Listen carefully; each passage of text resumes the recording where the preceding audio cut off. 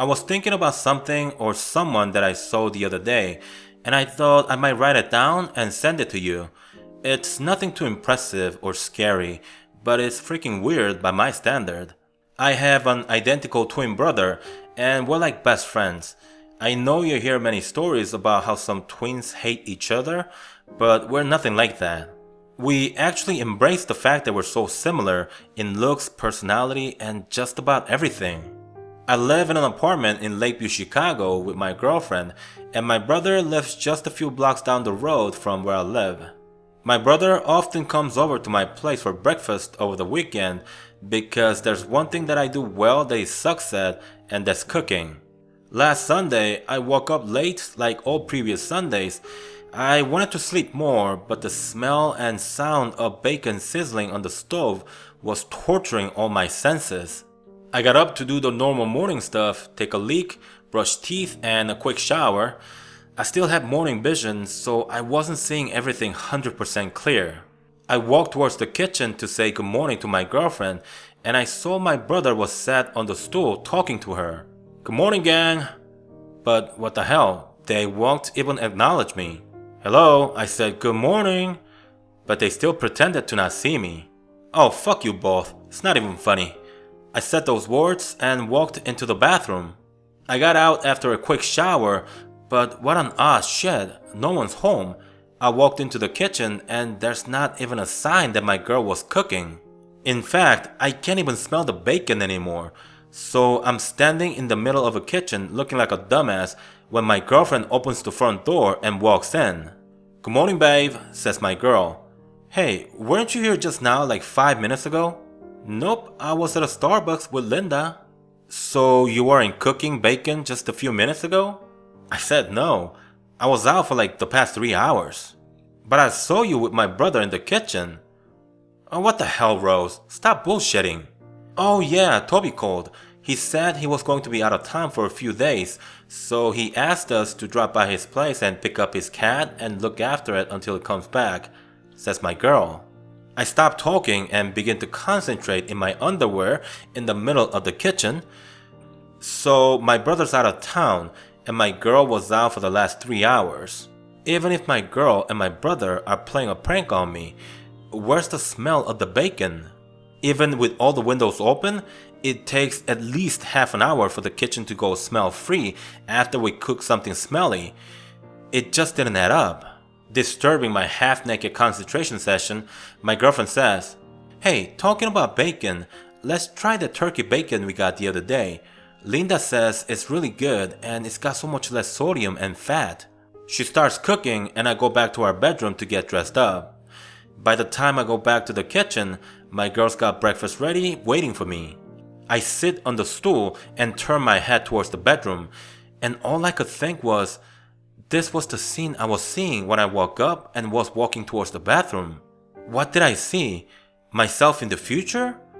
Or did I imagine everything? I honestly don't know, but nothing weird has happened after that, and I want things to remain that way. Like I said, nothing too impressive, but weird? Definitely. Have you ever had a dream so vivid it almost felt real? I've had several of those in my life, but nothing like the dream I may be dreaming right now. I don't know where to start to help you comprehend my predicament better, so let's just start with the dream itself, or at least what I think is a dream. In my dream, I'm a 60-year-old man with 3 daughters, 2 married and 1 single. I have an ex-wife who remarried after our divorce. She isn't an integral part of the dream since I had minimal contact with her after we split. I'm a superintendent at a medium-sized apartment complex. I live alone in one of the units of the complex I work for. I've had a morning routine that I've followed since I was a young man. A hot shower, a cup of joe, smoke a couple of Marlboro Reds, watch my youngest daughter's stand-up act on YouTube, then I'm ready to start my day. I love my job. My boss Jane is a good person. Most of the tenants appreciate what I do for them, and I get paid a pretty sweet $65,000 a year salary. which I might add enabled me to pay for my 2 daughters' college tuition. Unfortunately, Sharon, my youngest of the 3, wanted to skip college and follow her dreams to become a stand-up comedian. Aside from a pack a day of cigarettes and the occasional booze, I save all my money just in case my baby girl changes her mind about higher education. My parents immigrated from Poland to the US, and it took them 15 years to open their own business. Even though they wanted me to go to college, the choice was either for me to get my education and leave my parents to work 12 hours a day, 7 days a week, or help them out with the family business. So I chose the latter. I never got a chance to become a lawyer or a doctor. So all my life, ever since I had my first daughter, my life's goal was to afford my girls the best chance to succeed in life through education. That 60-year-old father of 3 beautiful girls was me before I woke up this morning. I'm now a 32-year-old male, single, and a fairly successful architect. It's not only that I'm younger, but my life circumstances have changed. I'm no longer a father. I have a different morning routine, I don't smoke or drink, and I'm a 4th-generation Italian-American. Do you know how weird it is to look in the mirror and see a stranger's face looking back at you? I know this is my face, I recognize it, but I also know how I looked in my other life as a 60-year-old man. Everything I do comes natural. I don't feel the urge to smoke, nor do I feel happy working as a superintendent, earning a measly $65,000 a year. And yet somehow I miss my life in the dream. I miss my daughters. That connection felt so real. I'm in the office right now, trying to get some work done, but I can't seem to concentrate at all. I keep thinking about my girls. The way I see it, I could be dreaming right now. And when I wake up, I'll go back to being that easygoing, fat tummy-hanging father of 3. But then it seems impossible. How can my mind recreate all these articles I see online and all the complex conversations I've had? This morning with my employees, I'm doing all the searches online on topics I shouldn't know, and I'm getting all the information I need on Wikipedia. If this was my dream, I couldn't recreate the information on molecular biology in such a detailed manner because I don't have that information stored in my brain. This is clearly reality. So what was the dream I had? How can I feel as though I've lived a separate life that spanned 60 years? How come it pains me to know that I'll never see my daughters again? How do I feel love for people who existed only in my dream? I've got no answers for what's happening to me right now. All I have is a broken heart from missing my girls, who are supposedly a mere figment of my imagination. I take the bus to work every day, and I'm always punctual getting out of the house because of how the bus schedule works out with my work schedule. I gotta get to work by 9 a.m., the bus arrives at 8:10, and the next one doesn't come until 8:40. The bus ride to work is about 30 minutes, so it's important that I don't miss the 8:10 bus. I live in a small town, so we never see packed buses any time of the year.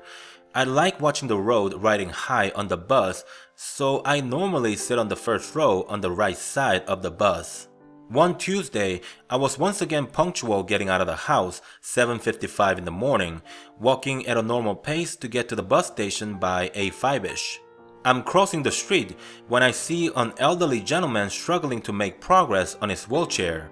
It was frosty that morning, so I remember thinking why this person with disability was out in the cold all alone. I was tempted to walk past him because, as I explained, I have to arrive at the bus station on time or otherwise I'm guaranteed to be late for work. But I knew I'd feel terrible the whole day if I did that. I changed direction to see if I could help the old man, and he at the same time turned his head to speak to me, and that's when I almost lost my shit. His face was all deformed and his skin looked like melted wax. This man must have been involved in a terrible accident, and the wheelchair supported that theory. "Do you need any help, sir?" I asked. "I came out for some fresh air, but I got carried away and traveled a little too far from my home. I'm all out of steam and I just don't have the strength to make it back home. I apologize, young man, but would you be kind enough to push me a few blocks down to Anderson Avenue?" Maybe I'm not as nice as I thought I was, because the first thing that popped in my head was, shit. I couldn't refuse the old man's request, and I knew I'd be late for work. Terrible shit, because my boss is one stubborn asshole, and tardiness, no matter how infrequent, does not sit well with him. If you work to earn your own living, then you don't need me to explain to you how dry the job market is nowadays. Your boss works you like an animal and get on your ass for any little shit, but you take it all in stride because it's better to have a shitty job than no job. So I pushed the old man's wheelchair down the block and I speed up a little, hoping that I might catch the bus on time. That's when the old man says, "Slow down, young man, or you're gonna get both of us hurt." I wasn't too fond of what he said. I got shit to do, but instead I'm taking you home. Stop making demands and just be happy I didn't leave your ass freezing on the street, is what I really wanted to say. But instead I said, "I'm just gonna hurry it up a little if you're okay with that. I can't be late to work, sir. I need to be on the next bus." Sometimes bad things happen for a reason, young man, even when you're doing something good. Life is full of mysteries, you know. I didn't even respond to that. I was sure he was a little out of it, and I just needed to get his ass back to his home. "Hey, could you stop at the corner store and get me a cup of coffee? I haven't had one in a long while, and it'd be a nice treat." I was screaming fuck inside, but I looked at my phone and realized catching the bus on time was a long shot, so I relented and obliged to his request. "How do you want your coffee, sir?" "Oh, sugar and milk would be fine." "Okay, just wait here, I'll be quick." I took off my jacket and laid it on the old man's lap before heading inside the corner store. The coffee is self-serve, so I walked towards the coffee bar at the far left corner of the store and prepared the coffee as the old man requested. I turned around to walk to the cashier, and I couldn't see the old man outside the storefront window. I quickly paid for the coffee and stepped outside. My jacket was on the ground, but the old man was nowhere in sight. I turned the corner and he wasn't there either. Even if someone else came and got him, how the hell can he walk so fast, I thought. It was strange, but whatever. I walked to the bus station at a casual pace, already late for the bus, and I was obviously late for work. When I got to work, my boss was none too pleased, but he calmed the fuck down after a minute of bitching and moaning. Then at lunch, I went to a Chinese restaurant and ordered lo mein noodle. I was digging in when my best friend called me on my cell, so I was eating and talking at the same time. I know, manners. He explained to me that there had been an accident in town and that it was a nasty head-on collision between a bus and an 18-wheeler. He's an EMT, and he was one of the first emergency personnel to arrive at the scene. He told me he freaked out as soon as he got there because he knew it was the bus I took every morning. Miraculously, no one was hurt too seriously because both drivers swerved to the left and they collided at an angle passenger side first. I spit out the noodle in my mouth as soon as he said those words. He said the right front end of both vehicles were pretty much disintegrated. If anyone was sitting on the first row on the right side of the bus, even their mothers couldn't recognize their body. I had lost my appetite and quickly hung up the phone. I was now completely fixated on the thought of the old man. If he wasn't there in the morning, if I chose to not help him, if I didn't get him the coffee, I skipped on any of those things and I could have been on that bus, sitting in my favorite seat, oblivious to the fact that I was about to be turned into a pulp of meat. For the longest time, I thought he may be my guardian angel of sorts, but after a while, I began to make sense that on that frigid morning of December, someone in his family must have picked him up while I was getting the coffee for him. I guess I really don't care who he was, because what he did on that morning saved my life, and that's pretty much all that matters. And that is it for this video, but before we wrap things up, I want to say a big thank you to Unit552 for this collaboration. His channel is roughly about 15 times larger than mine, so he really doesn't need my help promoting his stuff. But still, if you guys are not subscribed to his channel, you ought to check out his contents because by measure of quality, he's one of the top YouTubers in the horror genre. You can find the links to his channel in the video description, so check him out, subscribe, and also check out the collab video I did for his channel. Thank you guys for watching, and as always, stay safe.